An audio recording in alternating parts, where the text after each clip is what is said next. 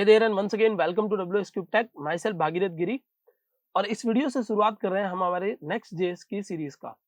Guys, पहले हमने जो रिएक्ट जेएस की एक पूरी सीरीज निकाली थी, पूरी हमने जो प्लेलिस्ट निकाली थी, उसको आपने बहुत ज्यादा लाइक किया और आपने बहुत सारी रिक्वेस्ट भेजी कि नेक्स्ट जेएस की डेडिकेटेड सीरीज होनी चाहिए आफ्टर रिएक्ट जेएस। तो इस वीडियो के साथ हम लोग शुरुआत कर रहे हैं हमारी पूरी पूरी नेक्स्ट जेएस की प्लेलिस्ट का। और इस वीडियो में हम लोग देखने वाले हैं इंट्रोडक्शन ऑफ नेक्स्ट जेएस। तो सबसे पहले देखते हैं कि नेक्स्ट जेएस आखिर होता क्या है। तो देखिए, नेक्स्ट जेएस रिएक्ट जेएस का एक फ्रेमवर्क है। अब रिएक्ट जेएस खुद क्या है? जावास्क्रिप्ट की लाइब्रेरी। और नेक्स्ट जेएस रिएक्ट जेएस का एक फ्रेमवर्क है, एक ऐसा फ्रेमवर्क है जो क्या करता है, हमें वेब एप्लीकेशंस बनाने के लिए जितने भी बिल्डिंग ब्लॉक्स चाहिए वो प्रोवाइड करता है, ताकि आपको डायरेक्ट प्रोडक्शन रेडी ऐप बनाने के लिए एक एनवायरनमेंट मिले।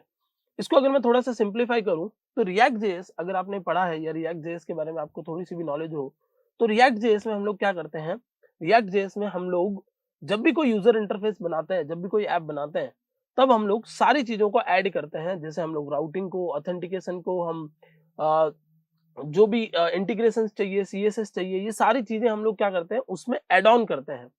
और एड ऑन करते करते करते करते हम सारी चीजें कस्टमाइज करते हैं, सारी चीजों पे खुद से डिसीजन लेते हैं। बट जो नेक्स्ट जेएस है उसमें थोड़ा सा काम अलग है। नेक्स्ट जेएस का सिंपल सा फंडा ये है कि वो रिएक्ट पे लिखा हुआ कोड है, बट उसमें जितनी भी यूजफुल चीजें हैं, जैसे राउटिंग 100% किसी भी ऐप में चाहिए, वो उन्होंने रिएक्ट जेएस से एक लेवल ऊपर जाकर नेक्स्ट जेएस में ऑलरेडी डाल दी है। तो ऐसी चीजें जिनको आपको बहुत ज्यादा यूज करना पड़ता है, वो सारी चीजें नेक्स्ट जेएस में पैक्ड मिलती है आपको। Behind the scene React JS का कोड ही चल रहा है, बट नेक्स्ट जेएस रिएक्ट से एक कदम आगे चलता है। तो नेक्स्ट जेएस क्या है guys? Next JS react JS का एक फ्रेमवर्क है जिसकी हेल्प से आप वेब एप्लीकेशंस बना सकते हो बहुत फास्ट, बहुत क्विकली।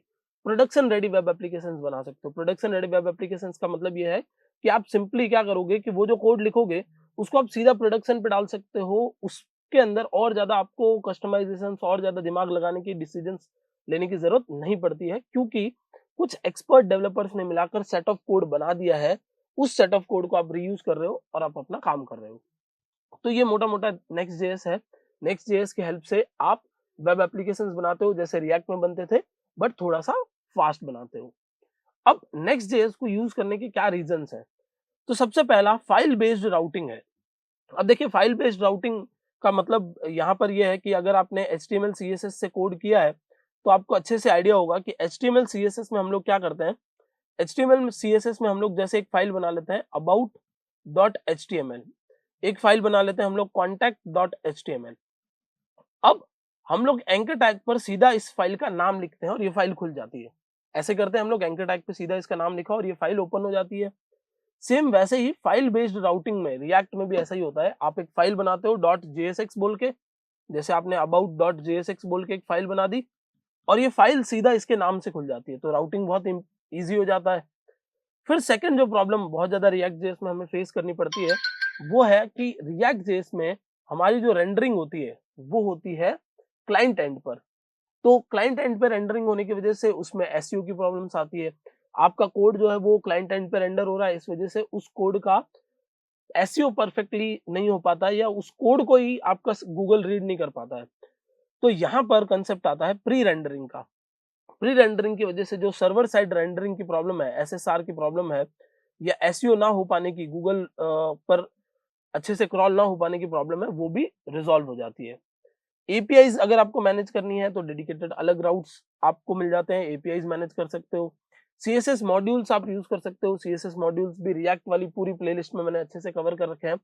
तो सीएसएस मॉड्यूल में आप जहां चाहो वहां सीएसएस लगाते हो, यूनिवर्सल सीएसएस ना लिखकर, तो वो भी आप मैनेज कर सकते हो। यहाँ ऑथेंटिकेशन इनबिल्ट है, आप मैनेज कर सकते हो।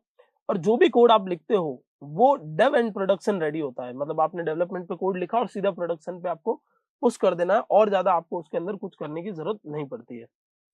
तो जैसे हम लोग एक HTML CSS का प्रोजेक्ट बनाते हैं, उसी तरीके से बहुत सिंप्लीफाइड करके डायरेक्टरी स्ट्रक्चर्स में डालकर नेक्स्ट जेएस को डाल बना दिया गया है, जिससे आपका काम बहुत इजी हो जाता है। मतलब आप सिंपली फोकस्ड हो किस पर? कोड लिखने पर, वो वाला कोड जो यूजफुल है, सीधा इंप्लीमेंट किया और काम खत्म। हमें वो कोड नहीं लिखना जिससे हम लोग यहाँ से भी कुछ लाए, फिर यहाँ से कुछ लाए, अलग अलग लाइब्रेरीज लाए, हमने उनको अटैच किया, अलग अलग पैकेजेस लाए, फिर उन पैकेजेस को हमने ऐड किया और फिर हमने अपना काम करना शुरू किया। तो वो सारी चीजों को हटाकर नेक्स्ट जेएस फोकस करता है सीधा उस कोड पर जो यूजफुल है, जो प्रोडक्शन के लिए काम आने वाला है। तो ये वो सारे रीजंस हैं जिसकी वजह से हम लोगों को नेक्स्ट जेएस पढ़ना चाहिए। अब ये समझते हैं कि कौन नेक्स्ट जेएस को पढ़ने के लिए रेडी है, मतलब प्री रिक्विजिट्स क्या-क्या हैं। तो सबसे पहली चीज एचटीएमएल और सीएसएस, ये चीज आपको अच्छे से आनी चाहिए, ये कांसेप्ट आपको पूरा क्लियर होना चाहिए। आपने इसमें कुछ छोटे-मोटे डिजाइन्स बना रखे होने चाहिए। फिर जावास्क्रिप्ट का कोर, जावास्क्रिप्ट के कोर के अंदर ऑपरेटर्स कैसे वर्क करते हैं, conditional statement, looping statement, array वगैरह ये सारी चीजें कैसे काम करती है। तो कोर जितना जावास्क्रिप्ट है वो आपको पता होना चाहिए। फिर जावास्क्रिप्ट के ES6 features, let, const, arrow functions, ये सब कैसे वर्क करते हैं, मैप फिल्टर, ये फंक्शंस कैसे वर्क करते हैं, ये सारे एडवांस कंसेप्ट्स भी आपको पता होने चाहिए जावास्क्रिप्ट के।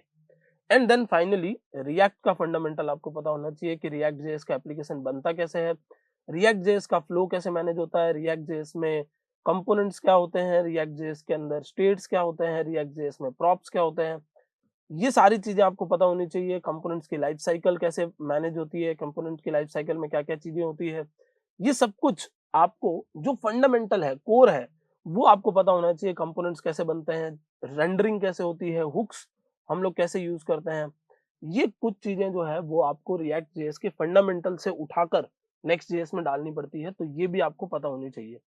तो एचटीएमएल, सीएसएस, जावास्क्रिप्ट, ये 3 चीजें तो वो है जो आपको आनी ही चाहिए, और उसके बाद रिएक्ट का फंडामेंटल जो आपको आना चाहिए। मैं आपको ये सजेस्ट करूंगा कि ये आपको एक्सपर्ट लेवल का ही आता हो। इसमें आपको ये नहीं सोचना है कि थोड़ा बहुत हमें आता है और हम लोग चला लेंगे। और यहाँ पर मैं ये अज्यूम करता हूँ कि आपको इंटरमीडिएट लेवल का तो ये आता ही हो, मतलब रिएक्ट पे भी आपने कुछ ना कुछ काम जरूर कर रखा हो, सो दैट आपको नेक्स्ट जेएस सीखने में टाइम कम लगे, अगर आपने रिएक्ट जेएस पे कर रखा है। क्योंकि अब आपको यहाँ पर कुछ चीजें नई सीखनी है बस खाली, और काम आपका हो जाएगा। पूरा पूरा नेक्स्ट जेएस आपको सीखने की जरूरत नहीं पड़ेगी। तो ये हम लोगों का नेक्स्ट जेएस होता है। नेक्स्ट जेएस रिएक्ट जेएस का ही एक फ्रेमवर्क है। इसको सीखने के लिए कुछ बेसिक चीजें चाहिए, और इसको क्यों हम लोग सीखें उसके काफी सारे रीजंस भी मैं आपको समझा चुका हूँ। अब मैं आपको एक नेक्स्ट जेएस का एक एप्लीकेशन ओपन करके दिखाता हूँ और डिफरेंस दिखाता हूँ आपको कि क्या होता है जब नेक्स्ट जेएस का एक एप्लीकेशन रेंडर होता है और एक रिएक्ट का एप्लीकेशन रेंडर होता है। तो इस तरफ आप जो देख रहे हो ये मैंने एक डमी एप्लीकेशन बनाया है जो रिएक्ट जेएस की हेल्प से बना हुआ है, और ये जो आप देख रहे हो ये हमारी वेबसाइट है ट्यूटोरियल फ्रीक, जो कि बनी हुई है नेक्स्ट जेएस से। अब मैं अगर राइट क्लिक करके यहाँ करता हूँ व्यू पेज सोर्स, तो यहाँ अगर आप देखेंगे तो आपको इस पूरे पेज का सोर्स कोड दिख रहा है। ये देखिए, ये पूरे पेज का सोर्स कोड है, यहाँ लोडिंग लिखा हुआ है, कहीं पर कुछ लिखा हुआ है, ये पूरे पेज का क्या है, सोर्स कोड है। बट यहाँ आकर मैं कंट्रोल यू करता हूँ, तो अब अगर आप देखें अगर यहाँ पर, तो ये जो हमारा div टैग है इसके अंदर रूट आईडी और कोई कोड नहीं है। जो हमने इतने सारे यहाँ पर कार्ड्स वगैरह बना रखे हैं, ये जो हमने बटन्स बना रखे हैं, वो आपको यहाँ कहीं नहीं दिखेंगे। But on the other hand ये हमारा नेक्स्ट जेएस का एक एप्लीकेशन है जिसके अंदर सर्वर साइड रेंडरिंग हो रही है, तो आपको यहाँ वो सारा कोड दिखेगा, ये वो सारा टेक्स्ट आपको लिखा हुआ दिखेगा जो हम लोगों का इस जगह पर दिख रहा था। मतलब मैं किसी भी पेज को अगर खोल लेता हूँ, जैसे मैं ट्यूटोरियल्स में, डिजिटल मार्केटिंग में, फेसबुक पे चला जाता हूँ और अब मैं सोर्स कोड व्यू करता हूँ, तो मुझे उस पूरे पेज का यहाँ से कोड दिखेगा। जैसे मैं फेसबुक मार्केटिंग ये टेक्स्ट कॉपी करके इधर सर्च करता हूँ, तो ये देखिए ये आपको टेक्स्ट दिख रहा है, फेसबुक मार्केटिंग ये आपको कई जगहों पर लिखा हुआ दिख जाएगा। दिस इज जस्ट बिकॉज कि इसमें जो रेंडरिंग हो रही है, यानी नेक्स्ट जेएस पे जो रेंडरिंग हो रही है वो प्री रेंडरिंग हो रही है, और यहाँ जो रेंडरिंग हो रही है ये रेंडरिंग हो रही है क्लाइंट साइड पर। तो क्लाइंट साइड पर रेंडरिंग होने की वजह से हम लोगों को वो कोड दिख ही नहीं पाता, और उस वजह से, उस रीजन की वजह से हमारा जो सर्च इंजन ऑप्टिमाइजेशन है वो प्रॉपरली नहीं हो पाता, उसमें प्रॉब्लम आ जाती है। ऑल्दो रिएक्ट जेएस में भी ये करा जा सकता है, किया जा सकता है, पॉसिबल है, बट उसको करने के लिए भी हमें एडिशनल कोड लिखना पड़ता है। तो बहुत सिंपल सा फंडा है, हम लोग नेक्स्ट जेएस को इस एक पर्पस की वजह से भी यूज करते हैं। सो गाइस, आई होप आपको अच्छे से समझ में आ गया होगा कि किस रीजन की वजह से नेक्स्ट जेएस को यूज किया जाता है और नेक्स्ट जेएस क्या है। अब नेक्स्ट वीडियो में हम लोग नेक्स्ट जेएस का इंस्टॉलेशन देखने वाले हैं। आई होप ये वीडियो आपको पसंद आया होगा। That's it for this video. Thank you so much for watching.